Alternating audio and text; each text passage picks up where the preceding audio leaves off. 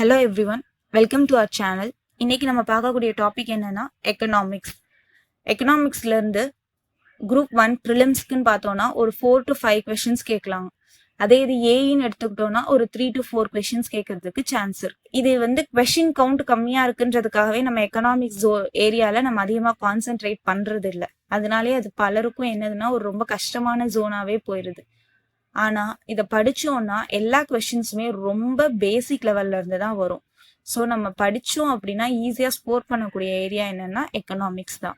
அதே மாதிரி மெயின்ஸுக்குன்னு எடுத்துக்கிட்டாலும் மெயின்ஸ்ல நம்மளோட ஸ்கோரை இன்க்ரீஸ் பண்ணக்கூடிய ஒரே பேப்பர் என்னன்னு பார்த்தோம்னா அது இந்த எக்கனாமிக் பேப்பர் தான். இந்த எக்கனாமிக்ஸ்ல நம்ம இன்னைக்கு பார்க்கக்கூடிய டாபிக் என்னன்னு பார்த்தோம்னா எக்கனாமிக் பாலிசிஸ். எக்கனாமிக் பாலிசிஸ் அப்படின்னா என்ன? ஜென்ரலா பாலிசிஸ்னா என்ன? டெசிஷன் மேக்கிங், அதாவது கொள்கை முடிவுகள். ஒரு கவர்மெண்ட்டோ அல்லது ஒரு சென்ட்ரல் பேங்கோ அல்லது ஒரு individual firm or any organisation அது கண்ட்ரோலுக்கு அதுக்கு கீழே இருக்கக்கூடிய ஒரு யூனிட் மேல அது செலுத்தக்கூடிய ஆதிக்கத்தினால எடுக்கக்கூடிய முடிவுகள் தான் என்னன்னு பார்த்தோம்னா பாலிசிஸ் அப்படின்னு சொல்லி சொல்றோம். இந்த எக்கனாமிக் பாலிசிஸ் 2 வகையா பிரிக்குது வைட் ரேஞ்ச்ல. என்னன்னு பார்த்தோம்னா macro economic policies and micro economic policies. Macro economic policies அப்படின்னா என்னன்னா எந்த ஒரு எக்கானமிக் பாலிசி உடைய எல்லா செக்டார்ஸ்லயும் அதோட இம்பாக்ட கொடுக்குதோ அதுதான் என்னதுன்னா மேக்ரோ எக்கனாமிக் பாலிசிஸ். ஜென்ரலா செக்டார்ஸ் ஆஃப் த எக்கனாமி அப்படின்னா 3ஆ பிரிக்கப்படுது. என்னென்ன? Primary sector, secondary sector and tertiary sector. So ஒரு எக்ஸாம்பிள்னு எடுத்துக்கிட்டோம்னா ஜிஎஸ்டி. ஜிஎஸ்டிங்கிறது என்னதுன்னா எல்லா செக்டார்லயும் அதோட இம்பாக்ட் இருக்கு. ஓகே, அந்த மேக்ரோ எக்கனாமிக் பாலிசிஸ் ஜென்ரலா எதை டீல் பண்ணும் அப்படின்னா national income, international trade, unemployment and GDP. இன்டர்ன் மேக்ரோ எக்கனாமிக்ஸ் 2ஆ பிரிக்கப்படுது. என்னன்னு பார்த்தோம்னா monetary and credit policy and fiscal policy. Monetary and credit policy அப்படின்னா என்ன, ஃபிஸ்கல் பாலிசினா என்னன்னு இன்னும் பார்க்கலாம். மானிட்டரி அப்படின்னா என்னன்னா மணி, கிரெடிட் அப்படிங்கிறதோட மீனிங் என்னன்னா இன்ட்ரெஸ்ட். ஓகே, ஃபர்ஸ்ட் நான் முன்னாடியே என்ன சொன்னேன், எக்கனாமிக் பாலிசிஸ் அப்படிங்கிறது ஒரு கவர்மெண்ட்டோ ஒரு சென்ட்ரல் பேங்கோ அல்லது எனி இண்டிவிஜுவல் ஆர்கனைசேஷன் எடுக்கக்கூடிய டெசிஷன்ஸை சம்மந்தப்பட்டது தான் எக்கனாமிக் பாலிசிஸ்னு சொன்னேன். அப்போ ஒரு சென்ட்ரல் பேங்க், அதாவது சென்ட்ரல் பேங்க்னா என்னன்னா எந்த ஒரு பேங்க்குக்கு அந்த கண்ட்ரியுடைய கரன்சியை பிரிண்ட் பண்றதுக்கு ரைட்ஸ் இருக்கோ அதுதான் என்னதுன்னா சென்ட்ரல் பேங்க். நம்ம இந்தியாவை பொறுத்த அளவுக்கு சென்ட்ரல் பேங்க் என்னன்னு பார்த்தோம்னா ஆர்பிஐ.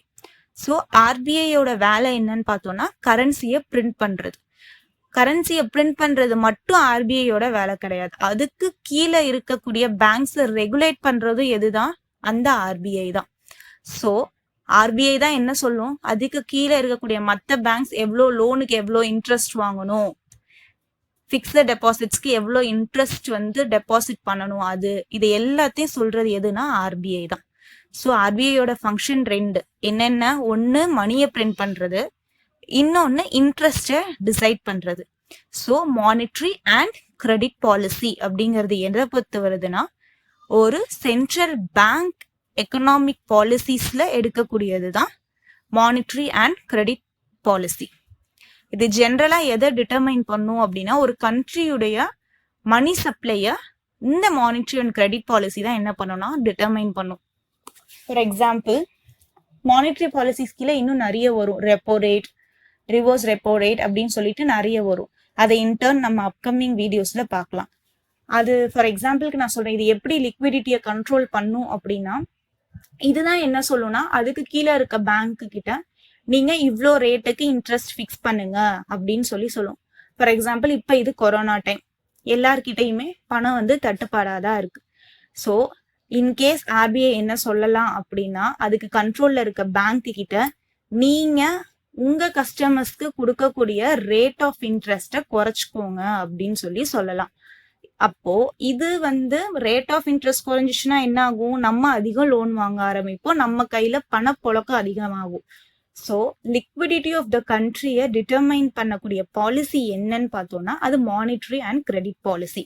இது ரொம்ப முக்கியமான இது, நிறைய தடவை எக்ஸாம்ஸ்ல ரிப்பீட்டடா கேட்கப்பட்ட கொஸ்டின்.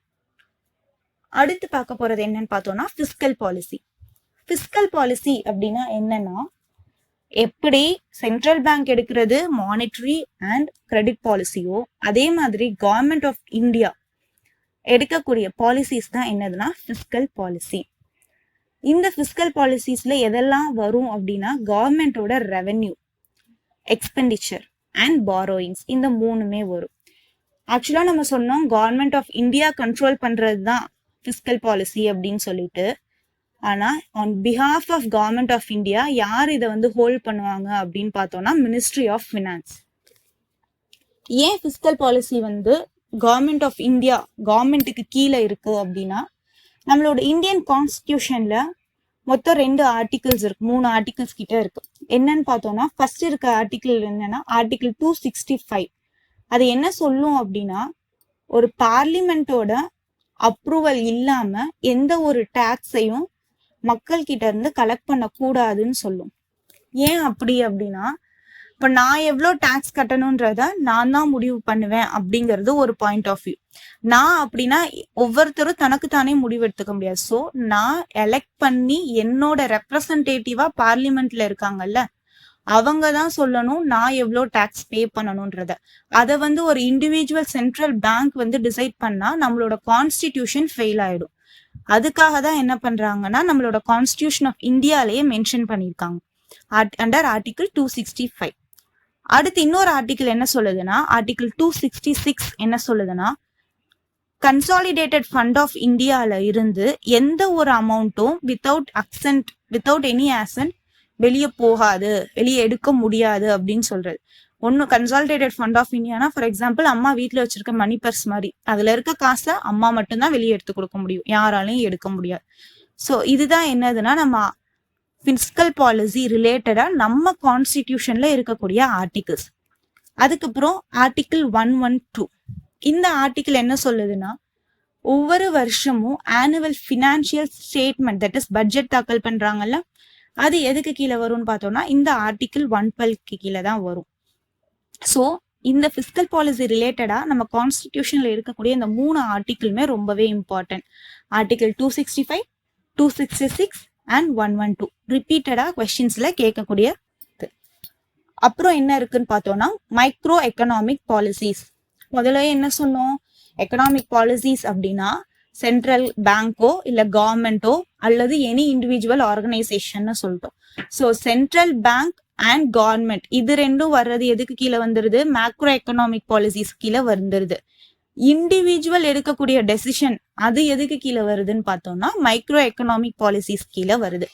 ஸோ ஒரு இண்டிவிஜுவல் ஃபர்ம் அல்லது இண்டிவிஜுவல் ஒரு ஆர்கனைசேஷன் ஏதோ ஒன்று, ஃபார் எக்ஸாம்பிள் இப்போ ஒரு ஃபுட் ப்ரொடக்ஷன் எடுத்துக்கிறோம்னா அது கிட்ட இருந்து ப்ரொடியூஸ் ஆகி வரக்கூடிய ஒரு ப்ராடக்ட்டுக்கு எவ்வளோ ரேட் ஃபிக்ஸ் பண்ணணும்ன்றத அந்த கம்பெனி தான் டிசைட் பண்ணுவான், ரைட்?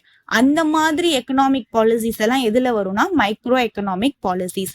இதுதான் என்னதுன்னா various economic policies of the country அப்படின்னு சொல்லி நம்ம பிரிச்சு வச்சிருக்கோம். இது வரைக்கும் நம்ம பார்த்திருக்கிற மைக்ரோ எக்கனாமிக் மேக்ரோ எக்கனாமிக்ஸ் உடைய ஒரு ஓவர்வியூ தான். இதை பத்தி இன்டெப்தா இன்னும் அப்கமிங் வீடியோஸ்ல நம்ம பார்க்கலாம். இந்த கண்டென்ட் உங்களுக்கு பிடிச்சிருந்ததுன்னா மறக்காம லைக் பண்ணுங்க, ஷேர் பண்ணுங்க, கமெண்ட் பண்ணுங்க. உங்களோட டவுட்ஸ் ஏதாவது இருந்ததுன்னா அதை டிஸ்கிரிப்ஷன் பாக்ஸ்ல இருக்க மெயில் ஐடிக்கு ஃபார்வர்ட் பண்ணுங்க, கமெண்ட்லயும் சொல்லுங்க. இதே மாதிரி வீடியோஸை பார்க்கறதுக்கு மறக்காம இந்த சேனலை சப்ஸ்கிரைப் பண்ணுங்க. அப்படியே பக்கத்துல இருக்க பெல் பட்டனையும் ப்ரெஸ் பண்ணுங்க. தேங்க்யூ.